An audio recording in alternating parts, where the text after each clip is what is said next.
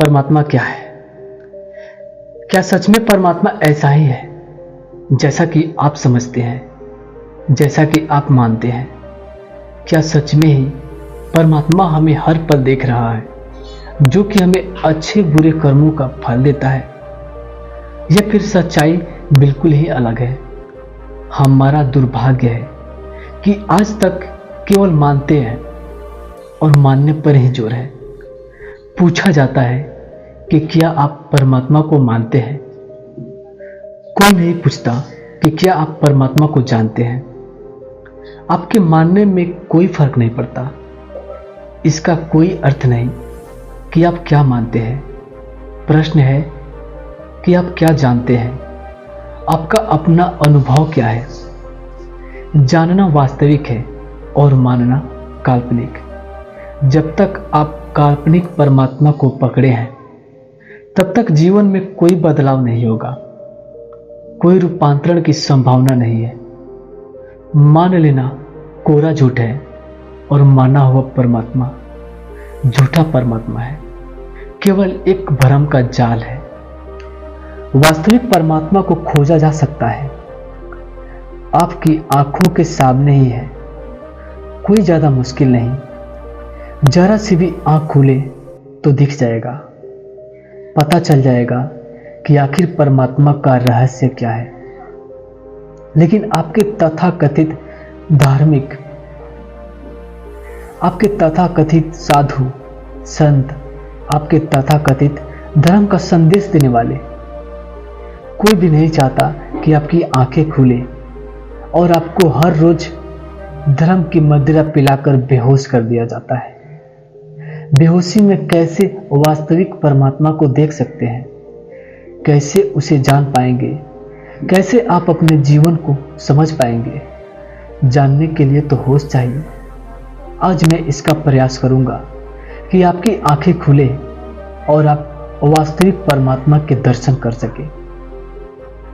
वह भी इतनी सरलता से, इतनी आसानी से कि फिर किसी से आपको पूछने ना जाना पड़े कि परमात्मा है या नहीं। जब भी मन में परमात्मा का विचार आता है तो ऐसा प्रतीत होता है कि परमात्मा कहीं दूर, बहुत दूर, कहीं आकाश में बैठा है, इसीलिए परमात्मा दिखाई नहीं देता। लेकिन वास्तविक बिल्कुल ही इसके उल्टा है। परमात्मा कहीं दूर नहीं, इतना ज्यादा निकट है कि दिखाई नहीं पड़ता। आंख की विशेषता है कि कुछ भी देखने के लिए थोड़ी दूरी चाहिए। अगर वह ज्यादा निकट आ जाए तो उसे देखना असंभव है। अगर कोई किसी किताब के पन्ने को आपकी आंखों से चिपका दे तो क्या आप उसे पढ़ पाएंगे? नहीं। एक मछली जो सागर में पैदा होती है और सागर में उसका सारा जीवन,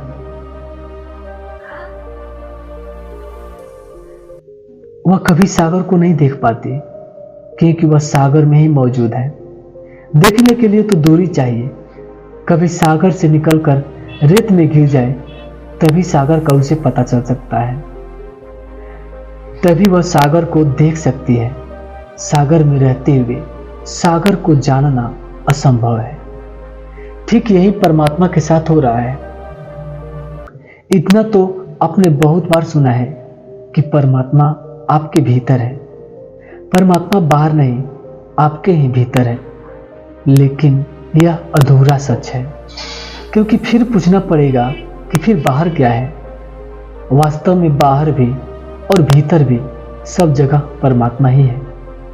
पूरे ब्रह्मांड को देखें, कितना विशाल है, इसका अंदाजा लगाना भी संभव नहीं। इस ब्रह्मांड में आपका मौजूद होना, यह वास्तविक,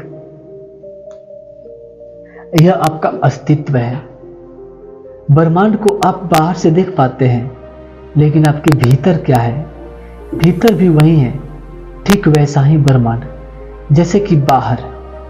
जैसे आप बाहर के ब्रह्मांड में रहते हैं, ठीक वैसे ही आपके भीतर के एक ब्रह्मांड है। आपके भीतर भी कोई रहता है। मैं यहाँ कोई मिथ्या बात नहीं कर रहा हूं। मैं उस तरीके से नहीं कह रहा जैसे कि तथाकथित आध्यात्मिक लोग कहते हैं। मैं कह रहा हूं जैसे कि विज्ञान कहता है, वैज्ञानिक कहते हैं। पूरे ब्रह्मांड के साथ हमारा पूरा शरीर ठीक एक ब्रह्मांड की तरह है, जिसमें ठीक हमारे संसार के जैसा ही एक संसार है। हमारे शरीर में करोड़ों अरबों बैक्टीरिया मौजूद है। वही बैक्टीरिया हमें जीवन दे रहे हैं। जैसे इस संसार में है, ठीक वैसे ही उनका भी एक संसार है, जो कि हमारा शरीर है। या कहें कि हम भी अपने ब्रह्मांड में रहने वाले एक बैक्टीरिया ही है।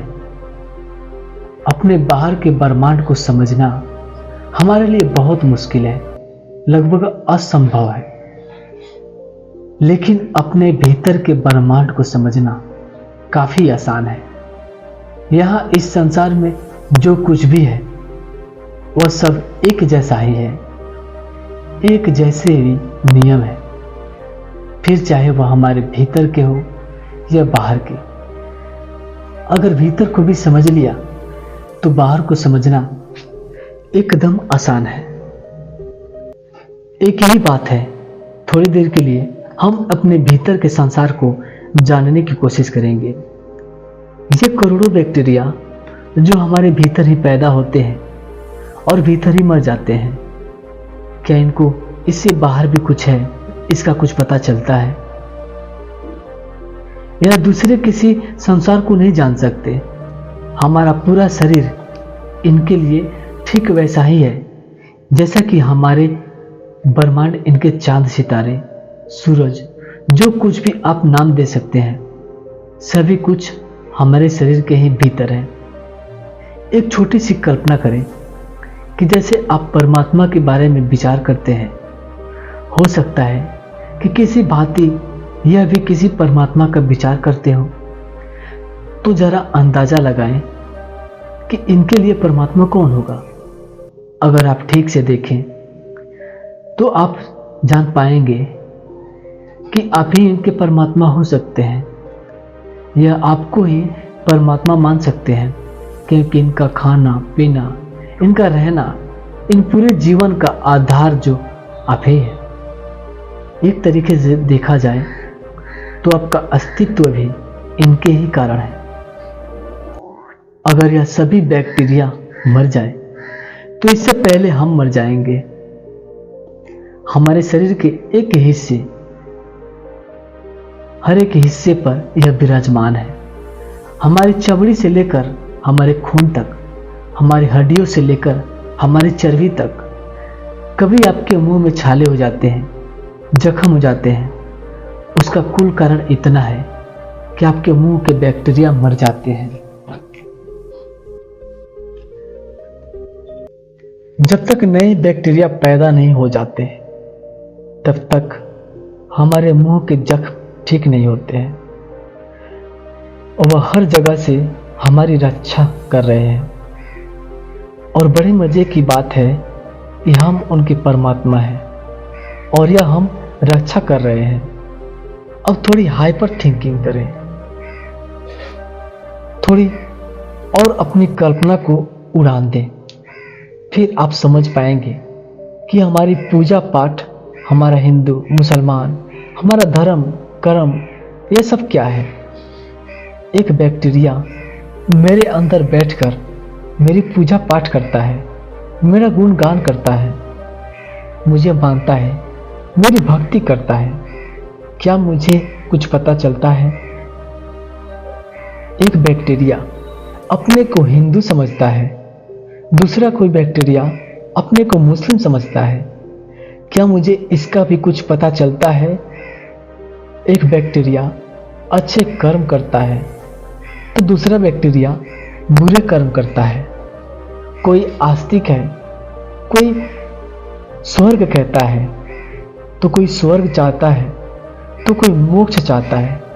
हर रोज यह बैक्टीरिया प्रार्थना कर रहे हैं, मेरे ही भीतर उन्होंने मंदिर बनाए, मेरी मूर्तियां बनाई, आरतियां, भजन, धार्मिक कर्म कांड, माता की जागरण, गुरुद्वारे के अखंड पाठ, गीता पाठ, या फिर नमाज, या फिर चर्च के प्रार्थना, वो सब चल रहा है। जो भी आप अपने संसार में देखते हैं, मान लीजिए कि यह सब चल रहा है और आपके ही भीतर चल रहा है। फिर आप क्या करेंगे? क्या आपको इन सब का कुछ भी पता चलेगा? क्या आप जान पाएंगे कि कौन आपको मानता है और कौन नहीं मानता? अगर परमात्मा को जानना चाहते हैं तो इन प्रश्नों पर आपको गौर करना होगा। इन प्रश्नों पर आपको ध्यान देना पड़ेगा। जानने का अर्थ है देखना। जानने का अर्थ है आंखें खोलकर वास्तविकता को अनुभव करना। सत्य का साक्षात्कार, सत्य के दर्शन और मानने का अर्थ है अपने को अंधा कर लेना। जो कहा गया, जो बताया गया है, उस पर आंख बंद करके विश्वास कर लेना। कौन मेरी पूजा करता है, कौन मुझे गाली देता है, इसका मुझे कुछ भी पता नहीं चलता। फिर अगर किसी प्रकार से मुझे पता चल भी जाए तो मैं क्या कर सकता हूं? क्या कुछ मेरे हाथ में है कि मैं पूजा करने वालों को कोई फल दे सकूं या गाली देने वालों को कोई सजा दे? नहीं, कुछ भी मेरे हाथ में नहीं। मुझे तो इतना भी पता नहीं कि यह बैक्टीरिया किसको बुरे कर्म मानते हैं और किसको अच्छे। मुझे किसी का भी कुछ पता नहीं चलता। मेरा जीवन मेरा है और इनका जीवन इनका। बस मेरे जीवन में इनका जीवन फल फूल रहा है और इनके जीवन के कारण मेरा जीवन सुरक्षित है। एक दूसरे पर निर्भरता है।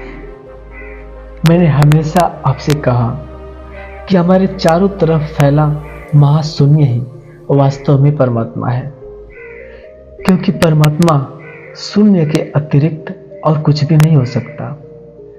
फिर चाहे वह शून्य वस्तुओं के बाहर का हो, चाहे वस्तुओं के भीतर का। जैसे कि पिछली वीडियो में मैंने आपको समझाया कि विज्ञान ने जाना कि यहाँ हर वस्तु एटम से बन रही है और एटम के भीतर 99.999% शून्य है। इसी शून्य में हमारा जीवन है। हम भी इसी शून्य के बैक्टीरिया हैं। इस शून्य से बाहर हमारे लिए कुछ भी नहीं है। लेकिन आप नहीं जान पाते कि आप परमात्मा के ही भीतर मौजूद है। ठीक वैसे ही जैसे हमारे भीतर एक बैक्टीरिया है जो हमें ही परमात्मा मानते हैं, और हो सकता है कि हमारा पूरा ब्रह्मांड भी और किसी अन्य ब्रह्मांड के भीतर मौजूद हो। यह सब कुछ कहीं से भी देखो, किसी भी तरह से देखो, यह सब कुछ एक जैसा है। सब कुछ एक दूसरे में समाया है। जैसा कि एक अणु, एक एटम, और एक एटम में एक सृष्टि मौजूद है। ठीक वैसे ही जैसे हमारी सृष्टि ब्रह्मांड में मौजूद है।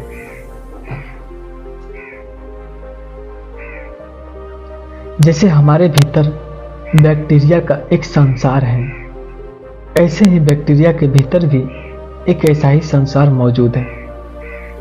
कहां तक जाएंगे, क्या क्या देखेंगे और क्या क्या समझेंगे? अगर कुछ समझना है तो इतना ही समझना है कि हर सृष्टि के कुछ नियम है। यह नियम सभी के लिए एक जैसे हैं। आप अपने को धार्मिक समझते हैं। आपके समझने से क्या होता है? आप तो कुछ भी समझ सकते हैं। जरा ठीक से देखें, क्यों आप अपने को धार्मिक समझते हैं? क्योंकि आप समझते हैं कि आप हिंदू हैं, हिंदू धर्म के नियमों पर चलते हैं, ईश्वर के अस्तित्व को मानते हैं। या फिर आप मुसलमान हैं, अल्लाह को मानते हैं, ईसाई है, जीसस को मानते हैं, गॉड को मानते हैं, कुछ वाहे गुरु को मानते हैं। जहां से देखोगे बस मानते हैं, जानते तो कुछ भी नहीं। कुछ लोग मानते हैं कि आत्मा है, कुछ लोग मानते हैं कि आत्मा नहीं है। इससे क्या होता है? कुछ भी तो नहीं। आपका जीवन अंधकार से भरा है। इस मानने से कोई रोशनी नहीं। आप अंधकार में पैदा होते हैं और अंधकार में ही मर जाते हैं। ना आत्मा का पता चलता है, ना परमात्मा का। बस बातें हैं, बातें। बातों का क्या? दूसरी बात है। जानना दूसरी बात है और मानना दूसरी बात। जानना प्रकाश की किरण है जो कभी जीवन में उतरती है तो सारी सृष्टि कुछ अलग ही नजर आती है। आपकी वास्तविक सृष्टि से बिल्कुल ही अलग है, बिल्कुल विपरीत। हिंदू धर्म नियम अलग है, मुस्लिम के धर्म अलग, सभी तथाकथित धर्मों के नियम अलग अलग। लेकिन यहाँ कुछ ऐसे भी नियम हैं जो बिल्कुल एक जैसे हैं, जो कभी किसी के लिए नहीं, बिल्कुल नहीं बदलते। आप हिंदू का हाथ आग में डालो तो जल जाएगा, मुस्लिम का भी जल जाएगा, अगर किसी में कोई फर्क नहीं करने। पानी सभी को शीतल करता है। हम प्रकृति के हैं, सभी के लिए एक समान। उसे कोई फर्क नहीं पड़ता कि आप अपने को क्या समझते हो, उसे कोई फर्क नहीं पड़ता कि आप क्या मानते हो, उसे कोई फर्क नहीं पड़ता कि आप सच्चे हो या झूठे, आप पापी हो या पुण्य आत्मा, आप ठीक हो या गलत, वह सबके लिए बराबर है। आप कहते हो कि आप धार्मिक हो। कैसे आप जान सकते हैं कि आप धार्मिक हो? थोड़ा समझें। अगर आपसे पूछा जाए कि क्या आपने देश के आप एक अच्छे नागरिक हो तो क्या प्रमाण होगा? आप कहेंगे जो अपने देश के कानून में चलता हो, जो संविधान के नियमों की पालन करता हो, जो देश के प्रति ईमानदार हो। लेकिन क्या आपने कभी प्रकृति को देखा है? इसी प्रकृति को, इसी सृष्टि को जिसमें आप रहते हैं। देश का तो आपको पता चल गया कि आप किस देश में रहते हैं, लेकिन देश कहाँ रहता है? देश किसमें मौजूद है? क्या कभी इसे देखा? अगर एक पल को भी आपको इसका पता चल जाए तो आपकी तथाकथित धार्मिकता एक पल में उड़ जाएगी। आपकी नकली धार्मिकता जलकर राख हो जाएगी। तब कहीं जाकर शुरू होगी आपकी वास्तविक धार्मिकता। तब पहली सीढ़ी आप आध्यात्मिकता की चढ़ पाएंगे। आप जिस सृष्टि में रहते हैं, क्या आपने उसके नियमों को समझा है? समझने की कभी कोशिश की है कि आपके तथाकथित धर्मों के नियमों को तो आप कभी भी बदल सकते हैं, बदलते ही हैं। थोड़ा इतिहास में झांके कि कभी धर्म के नाम पर आप मनुष्यों की बलि भी देते हैं। कभी आपने विधवा स्त्रियों को आग में जिंदा जला दिया। क्या क्या नहीं किया धर्म के नाम पर, क्या क्या नहीं किया। कितनी कुप्रथा आपके धर्म में बदली गई। ऐसे ही न जाने क्या क्या दूसरे धर्मों में भी बदला गया। हर रोज कुछ न कुछ बदला जाता है, लेकिन सृष्टि के नियम शाश्वत है, अनादि है और अनंत है, जो बस है, जो कभी नहीं बदला जाता, जो कभी नहीं बदलते। आप कहते हैं कि आप सनातनी हैं, जानते भी हैं कि सनातन का अर्थ क्या होता है। किसी हिंदू मुस्लिम से इसका कोई संबंध नहीं होता और हो भी नहीं सकता। सनातन का अर्थ है जो सदा से है, जो अपने से ही है, जिसको कि कोई नहीं बनाया, जिसका कोई आरंभ नहीं, जिसका कोई अंत नहीं, जो सदा से है और सदा रहेगा। जरा सोचो, जरा सा विचार करो, क्या है वह जो सदा है और सदा रहेगा, जो शाश्वत है, जो कभी नहीं बदलता। कोई चाहे किसी भी धर्म जाति से हो, किसी भी पंथ से हो, किसी भी संप्रदाय से हो, उस नियम को कोई मतलब यानी कि कोई भी नहीं बदल सकता। ये सभी पंथ, धर्म, यह सब आपकी मिथ्या बातें हैं। वो अपने ही घड़ी है। जैसे आपको अपने भीतर के बैक्टीरिया का कुछ पता नहीं, ठीक ऐसे ही उस शाश्वत नियम को आपका कुछ पता नहीं। इसी शाश्वत नियम का नाम परमात्मा है। परमात्मा कोई व्यक्ति जैसा नहीं, परमात्मा एक नियम जैसा है। परमात्मा नियम ही है। नियम की पूजा पाठ करो, नियम नहीं बदलता। नियम को गाली दो, नियम नहीं बदलता। नियम को कोई पुरस्कार नहीं देता, नियम कोई सजा नहीं देता। नियम ही कुछ ऐसा है कि जो भी आप करते हैं उसका प्रतिफल आपको अपने से ही मिल जाता है। आप धूप में खड़े हो जाएं, आपको गर्मी लगेगी। आप छाया में आ जाए तो शीतलता अनुभव होगी। नियम है, सर्दी की धूप आनंद देती है और गर्मी में वही धूप आपको जलसा देगी। ऐसे ही अगर सारे जीवन को देख पाए तो आप समझ पाएंगे जो भी हो रहा है उसके लिए कहीं न कहीं आप ही जिम्मेदार हैं। बस आप देख नहीं पा रहे। कितना ही काल्पनिक भगवान से प्रार्थना करो, कुछ नहीं बदलेगा। लेकिन थोड़ा जाग जाओ, थोड़ा जाग कर देख सको तो अपनी सभी गलतियों का पता चल जाएगा। कोई दूसरा नहीं है जो आपके कर्मों को देखता हो। कोई दूसरा नहीं है जो आपको सजा देता हो। जो कुछ भी है वो आप ही है। ना कोई पिछले जन्म के कर्म, ना कोई अगला जन्म। जो भी है आपका वर्तमान है। जो इस वर्तमान में सीख जाता है, वर्तमान को जीना सीख जाता है, जो अभी के पल में जीता है, केवल वही आध्यात्मिक हो सकता है। क्योंकि अध्यात्म के अर्थ है अध्ययन, अपना ही अध्ययन, यानी कि आत्म अध्ययन, अपना स्वयं का अध्ययन, जो कि वर्तमान के पल में मौजूद रहकर ही हो सकता है। होश में ही हो सकता है और होश अभी है। होश यही है। जब भी जागोगे वर्तमान के पल में ही जागोगे। ना अतीत में जाग सकते हो, ना भविष्य में, अभी। और यही, चाहो तो अभी जाग जाओ, चाहो तो कभी नहीं। आपका ही निर्णय होगा। अध्यात्म यानी कि अपना ही अध्ययन। यहां भी कुछ लोग बहुत असमंजस में हैं। कुछ कहते हैं अपना अध्ययन, तो कुछ लोग जोर देते हैं कि अपना नहीं, आत्मा का अध्ययन। अब मैं क्या कहूं? आप कैसे अपने को आत्मा से अलग करके देख सकते हैं?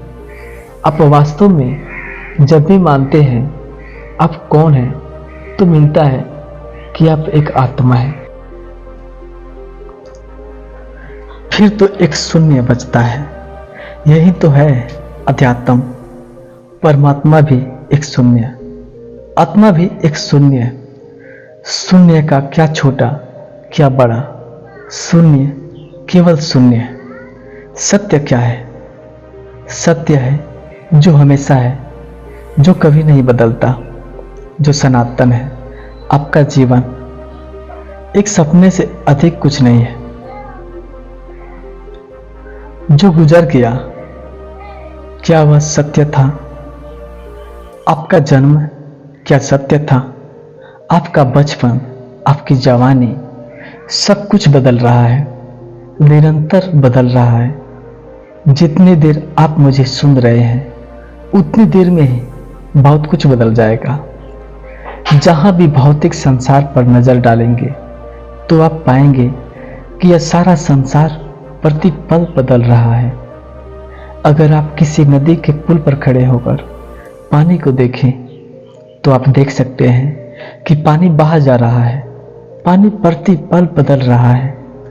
लेकिन आप नहीं देख पाते कि जिस पुल पर आप खड़े हैं वह भी प्रतिपल बदल रहा है। उसका भी एक आयु है 50 वर्ष, 100 वर्ष का भी हो सकता है और एक दिन में भी गिर जाएगा। एकदम से नहीं गिर जाएगा, लेकिन लगातार हर क्षण में गिर ही रहा है। धीरे धीरे उसका प्रोसेस चल रहा है, लेकिन बदलाव की रफ्तार इतनी कम है कि आप देख नहीं पाते हैं। इसीलिए कहा जाता है कि संसार मिथ्या है, संसार माया है, जिसका अर्थ है कि जो ना सत्य है ना ही झूठ, दोनों से ही है। दोनों से अलग जैसा आप कोई सपना देखते हैं, सपने में सुंदर फूल खिले हैं, सपने में आपको किसी से प्रेम हो गया, सब कुछ बहुत लुभावना है, बस बड़े निवेदन है करने ही वाले हैं कि अचानक आपकी नींद खुल गई, सपना टूट गया।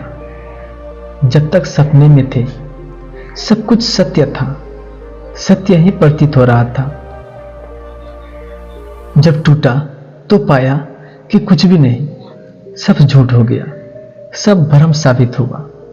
आपके दुख, आपके सुख, आपकी खुशियां, आपके गम, इससे अधिक और कुछ भी नहीं। जो आपने सुख के दिन देखे वो भी चले गए, जो दुख के देखे वो भी चले गए। अब क्या है आपके पास? आपके पास आपका वर्तमान पल है, जिसमें आपका जीवन, आपका शरीर करोड़ों करोड़ों कोशिकाओं से बना है। मेडिकल साइंस कहती है कि कभी 100 साल में आपके शरीर की हर कोशिका बदल जाती है, एक एक कोशिका बदल जाती है। जो शरीर आपके पास 7 वर्ष पहले था उसका अब कुछ भी नहीं बचा, एक बाल भी नहीं। अब सब कुछ नया है, सब कुछ अलग है। मान लीजिए कि आपकी आयु 42 वर्ष है, तो आपका शरीर 6 बार बदल चुका है। जब आपका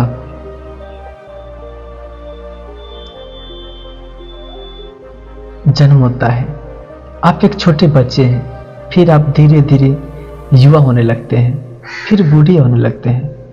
आपका शरीर प्रतिपल बदल रहा है, लेकिन इस शरीर के भीतर जो आप हैं, इसका क्या?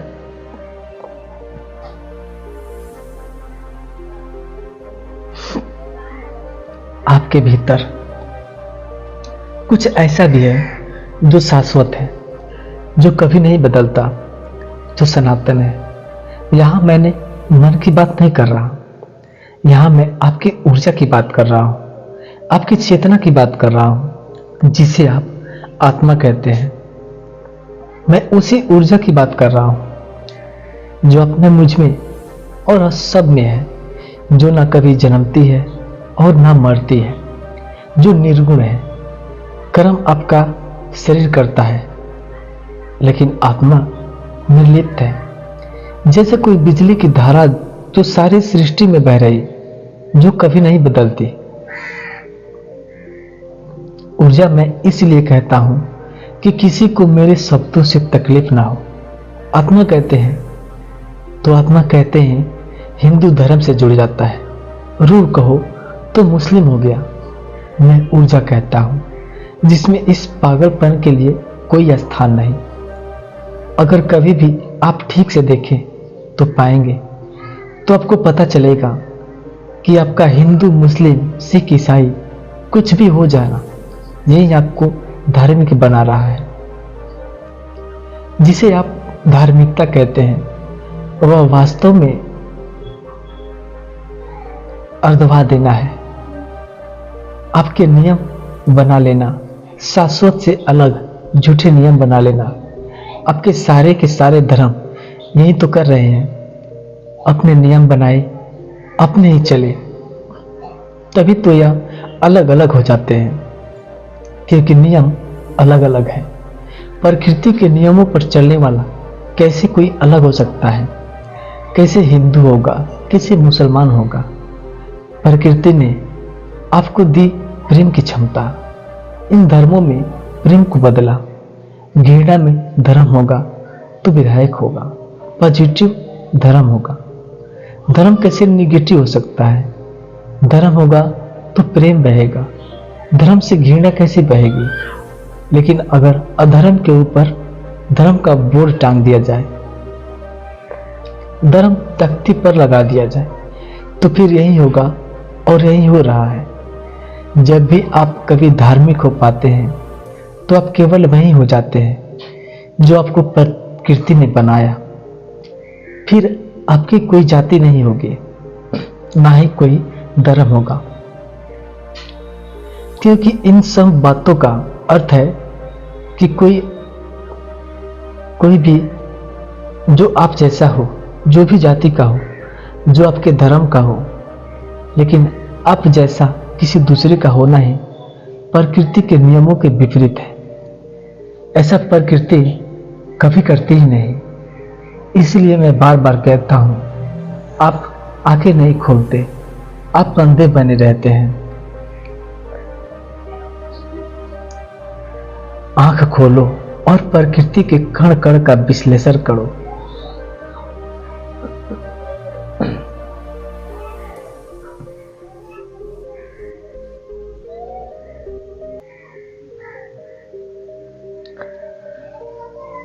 यहां एक कण भी एक दूसरे के जैसा नहीं है।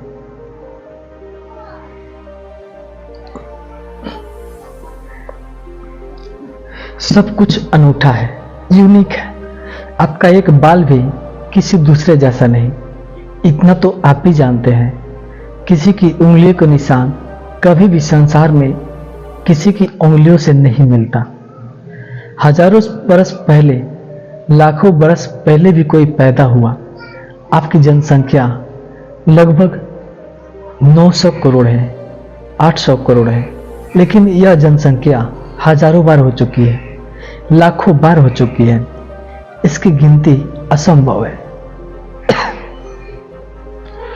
किसी के भी उंगलियों के निशान किसी से बिल्कुल भी नहीं मिलते। किसी की आंख की रेटिना, किसी का डीएनए किसी से कभी नहीं मिलता है।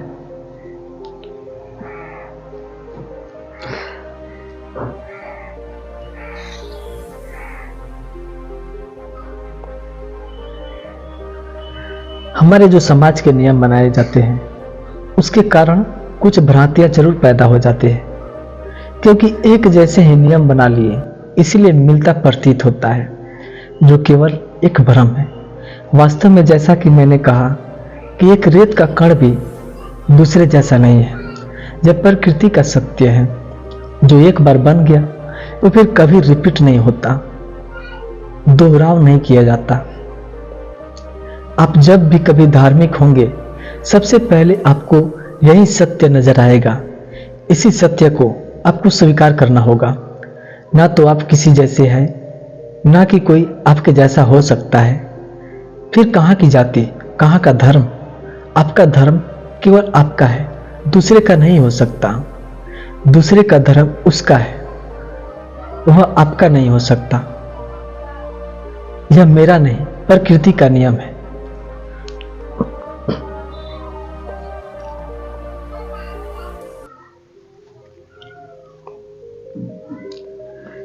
क्या आप इसको जानने के लिए, इसे समझने के लिए अपनी आंखें खोलने को तैयार हैं? बहुत ही कम बुद्धिजीवी हैं जो मेरे विषय को समझ पाने में समर्थ है, जो मुझे सुन सकते हैं, क्योंकि सत्य बहुत कठिन है, बहुत कठिन है। डगर पनघट की और झूठ बहुत लुभावना होता है। आकर्षक रंग से लिपा पोता हुआ, सजाया हुआ, संवारा हुआ, लेकिन पूरी तरह से नकली। सत्य तो अनंत है, जैसा है बस वैसा ही है। ना कोई रंग, ना कोई सजावट, ना कोई मिलावट, बिल्कुल असली। जो लोग झूठ फैला रहे हैं, जो आपको मीठे सपने दिखा रहे हैं, कोई स्वर्ग को सपने दिखाता है, कोई आपको मोक्ष दिलाने की बात करता है, कोई आपको आपके पापों से डरा रहा है। फिर उन पापों से आप कैसे मुक्त हो सकते हैं?